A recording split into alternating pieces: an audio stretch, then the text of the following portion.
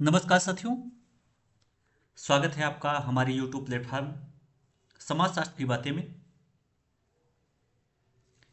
इस वीडियो में हम चर्चा करेंगे विगत वर्षों में पूछे गए समाजशास्त्र विषय से संबंधित उन प्रश्नों की जो किसी भी स्टेट के असिस्टेंट प्रोफेसर, जीआईसी या फिर आश्रम पद्धति विद्यालय में पूछे गए। बढ़ते हैं हम अपने प्रश्न पर और हमारा पहला प्रश्न है, नौकरशाही की अवधारणा किसने दिया? प्रश्न है, नौकरशाही की अवधारणा किसने दिया? Option T Parsons, Karl Marx, Max Weber, August Comte. इसमें आपका राइट ऑप्शन हो जाएगा मैक्स वेबर। अगला प्रश्न है, निम्न में से कौन सा कथन सही नहीं है? यहां पे ध्यान इस पे देना है कि पूछा क्या है, सही है कि नहीं सही है। अक्सर इस पे मिस्टेक होता रहता है। तो यहां पे प्रश्न है, निम्न में से कौन सा कथन सही नहीं है? पहला, जाति व्यवस्था जन्म पर आधारित है, सही है। दूसरा, जाति व्यवस्था में भोजन पर प्रतिबंध पाया जाता, यह भी सही है। तीसरा, जाति व्यवस्था में संस्तरण पाया जाता है, यह भी सही है। और चौथा ऑप्शन है, जाति व्यवस्था में संस्तरण नहीं पाया जाता, ये ऑप्शन आपका गलत है। तो क्वेश्चन के अकॉर्डिंग इसमें आपका ऑप्शन नंबर 4 सही होगा कि जाति व्यवस्था में संस्तरण नहीं पाया जाता, यह कथन गलत है। अगला प्रश्न है, कोजर ने संघर्ष के दो प्रकारों का उल्लेख किया है, कौन कौन से हैं? वास्तविक और अवास्तविक, यथार्थ और काल्पनिक, वैयक्तिक और अवैयक्तिक, इनमें से कोई नहीं। इसमें आपका राइट ऑप्शन हो जाएगा वास्तविक और अवास्तविक। कोजर ने संघर्ष के दो प्रकारों में वास्तविक और अवास्तविक दो संघर्षों की चर्चा का उल्लेख किया है। अगला प्रश्न है, ऑस्कर लेविस के अनुसार जब निर्धनता अनेक पीढ़ियों में संचारित हो जाती है तो वह बन जाती है। इनका क्या कहना है? जब निर्धनता अनेक पीढ़ियों में संचारित हो जाती है तो वह बन जाती है, क्या बन जाती है? विशेषता, आदत, संस्कृति, इनमें से कोई नहीं। यहां पे आपका राइट ऑप्शन हो जाएगा संस्कृति। निर्धनता की संस्कृति की बात कौन करता है? Oscar Davis. अगला प्रश्न, दक्षिण भारत के कुर्गों के सामाजिक एवं धार्मिक जीवन की विवेचना में श्रीनिवास ने किन अवधारणाओं को विकसित किया था? यहां पे ये टाइपिस्ट से मिस्टेक हो गई है। श्रीनिवास ने किन अवधारणाओं को विकसित किया था? ऑप्शन है, ब्राह्मणीकरण एवं आधुनिकीकरण, संस्कृतिकरण एवं आधुनिकीकरण, संस्कृतिकरण एवं पश्चिमीकरण, और चौथा ऑप्शन है पश्चिमीकरण एवं आधुनिकीकरण। इसमें आपका राइट ऑप्शन होगा संस्कृतिकरण और आधुनिकीकरण जो है ये श्रीनिवास ने विकसित किया था। अगला प्रश्न, किस प्रकार के समाज में कार्य सर्वाधिक जटिल होता है? यहां पे आपसे पूछा जा रहा है कि किस प्रकार के सामाजिक संरचना में कार्य सर्वाधिक जटिल होता है। ऑप्शन, औद्योगिक, जनजातीय, कृषक, पूर्व औद्योगिक। इसमें आपका राइट ऑप्शन होगा औद्योगिक समाज में कार्य सर्वाधिक जटिल होता है। अगला प्रश्न है, विलासी वर्ग का सिद्धांत किसने प्रस्तुत किया? ऑप्शन है Veblen, Charles Darwin, Karl Marx, Spencer. यहां पे आपका राइट ऑप्शन हो जाएगा वेवलेन। वेवलेन ने विलासी वर्ग का सिद्धांत प्रस्तुत किया है। अगला प्रश्न है, खाप पंचायतें किस राज्य में सर्वाधिक प्रभावी हैं?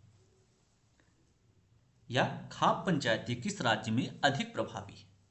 ऑप्शन, बिहार, हरियाणा, उत्तर प्रदेश, मध्य प्रदेश। इसमें आपका राइट ऑप्शन हो जाएगा हरियाणा।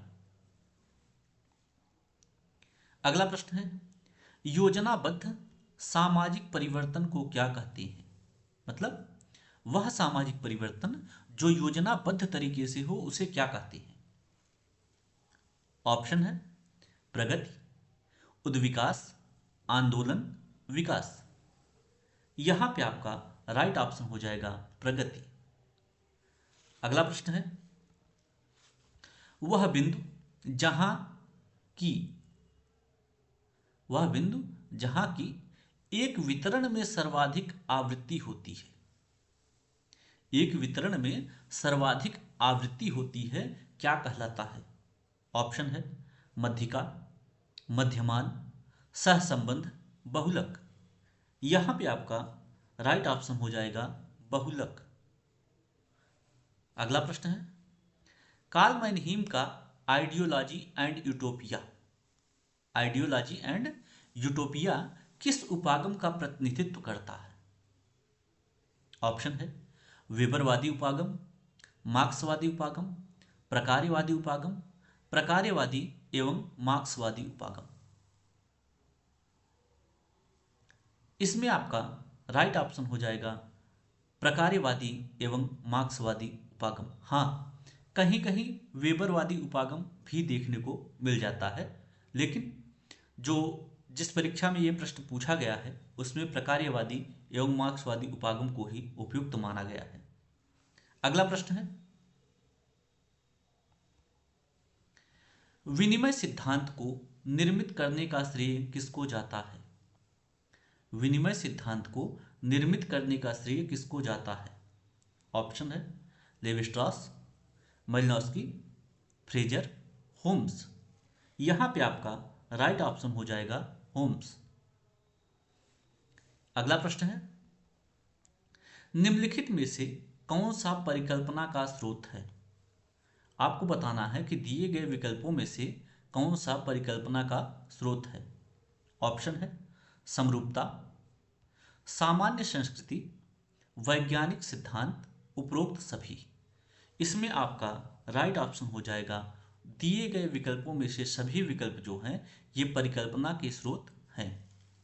अगला प्रश्न है, अनुसंधानकर्ता को शोध से पूर्व प्रतिभागियों से आवश्यक रूप से क्या प्राप्त कर लेना चाहिए? ठीक, ऑप्शन है सूचित सहमति, मूल्य अभिमुखता, निष्ठा, लिखित प्रतिबद्धता। इसमें आपका जो राइट ऑप्शन होगा वो हो जाएगा सूचित सहमति प्राप्त कर लेना चाहिए। अगला प्रश्न, आप अपने कार्यस्थल पर तनाव से कैसे निपटते हैं? प्रश्न है कि आप अपने कार्यस्थल पर तनाव से कैसे निपटते हैं। यह इस प्रश्न का स्वरूप क्या है? यह एक क्या है? बंद प्रश्न है, खुला प्रश्न है, दुनाली प्रश्न है, अमूर्त प्रश्न है। इसमें आपका राइट ऑप्शन हो जाएगा ओपन एंडेड क्वेश्चन, अर्थात खुला प्रश्न है। अगला प्रश्न, मीरा कोसांबी ने किन 3 औपनिवेशिक बंदरगाह शहरों के शहरी आकृति विज्ञान का अध्ययन किया? मीरा कोसांबी ने किन 3 औपनिवेशिक बंदरगाह शहरों के शहरी आकृति विज्ञान का अध्ययन किया? ऑप्शन है कोलकाता, मद्रास, विशाखापत्तनम। दूसरा मद्रास, कोचीन, कोलकाता। तीसरा मद्रास, मुंबई, कोलकाता। और चौथा ऑप्शन है मुंबई, कोचीन और मद्रास। यहां पे आपका राइट ऑप्शन हो जाएगा मद्रास, मुंबई और कोलकाता। अगला प्रश्न है, निम्न में से कौन सी समिति जनजातीय मुद्दों से नहीं जुड़ी है? यहां भी ये बात ध्यान देना है कि कौन सी समिति जनजातीय मुद्दों से नहीं जुड़ी है। क्या पूछ रहा है? नहीं जुड़ी हुई है। ऑप्शन एल्विन समिति, भुरिया समिति, लोकुर समिति, धनुका समिति। यहां पे आपका राइट ऑप्शन हो जाएगा धनुका समिति जो है ये जनजातीय मुद्दों के साथ नहीं जुड़ी हुई है। अगला प्रश्न, भारत विद्या परिप्रेक्ष्य निम्नलिखित में से किसे सम्मिलित नहीं करता है? किसे सम्मिलित नहीं करता? आनुभविक अध्ययन, धार्मिक पांडुलिपि, प्राचीन ग्रंथ, महाकाव्य। तो जो भारत विद्या परिप्रेक्ष्य है ये महाकाव्य को सम्मिलित करता है, प्राचीन ग्रंथ को भी सम्मिलित करता है, धार्मिक पांडुलिपियों को भी सम्मिलित करता है, लेकिन ये जो है आनुभविक अध्ययन को शामिल नहीं करता है। आपका यहाँ पे ऑप्शन नंबर 1 सही होगा। अगला प्रश्न है, निम्नलिखित में से दलित नारीवाद के क्षेत्र में किसका योगदान है? ऑप्शन नीरा देसाई, शर्मिला रेगे, सिमोन डिबुआ और क्रिस्टीन डेल्फी। इसमें आपका राइट ऑप्शन हो जाएगा शर्मिला रेगे। अगला प्रश्न है, किस समाजशास्त्री ने सूदखोर और किसानों के संबंध को आधिपत्य के संदर्भ में देखा? यहां पे प्रश्न है, किस समाजशास्त्री ने सूदखोर और किसानों के संबंध को आधिपत्य के संदर्भ में देखा है? तो यहां पे ऑप्शन है NK. Bose, David Hardiman, DP. Mukherjee और एस.सी. दुबे। यहां पे आपका राइट ऑप्शन हो जाएगा डेविड हार्डीमैन। अगला प्रश्न है, उत्तर आधुनिकता के सिद्धांत में लैंग्वेज गेम्स की चर्चा किस सामाजिक वैज्ञानिक ने किया? ऑप्शन है मिशेल फुको, बॉडिलार्ड, डेरिडा, लियोटार्ड। इसमें आपका राइट ऑप्शन हो जाएगा लियोटार्ड। अगला प्रश्न है, निम्नलिखित में से कौन प्रकार्यवादी नहीं है? आपको बताना है कि दिए गए ऑप्शनों में से कौन सा ऐसा है जो प्रकार्यवादी नहीं है। तो ऑप्शन आपका Erving Goffman, Talcott Parsons, Herbert Spencer, RK. Merton. इसमें आपका आप देखेंगे टॉलकट पार्सन्स जो है ये प्रकार्यवादी हैं, हर्बर्ट स्पेंसर भी प्रकार्यवादी हैं और रॉबर्ट मर्टन भी प्रकार्यवादी हैं। केवल इरविंग गॉफमैन जो एक हैं ये प्रकार्यवादी नहीं है। तो प्रश्न के अकॉर्डिंग आपका पहला ऑप्शन सही होगा, इरविंग गॉफमैन जो है ये प्रकार्यवादी नहीं है। अगला प्रश्न, समाजशास्त्र में कौन सा सैद्धांतिक परिप्रेक्ष्य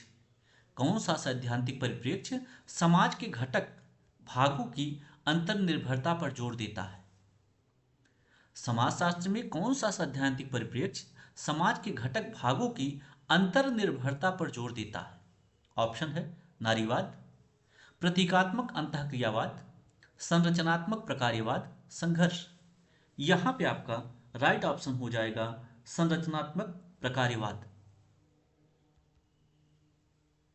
अगला प्रश्न है, निम्नलिखित में से कौन से सिद्धांत शास्त्री संघर्ष सिद्धांतों के बौद्धिक मूल स्रोत माने जाते हैं? प्रश्न है, निम्नलिखित में से कौन से सिद्धांत शास्त्री संघर्ष सिद्धांतों के बौद्धिक मूल स्रोत माने जाते हैं?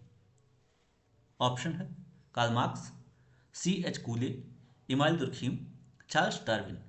राइट ऑप्शन यहां पे आपका हो जाएगा कार्ल मार्क्स। अगला प्रश्न, कुछ अवलोकित घटनाओं के स्पष्ट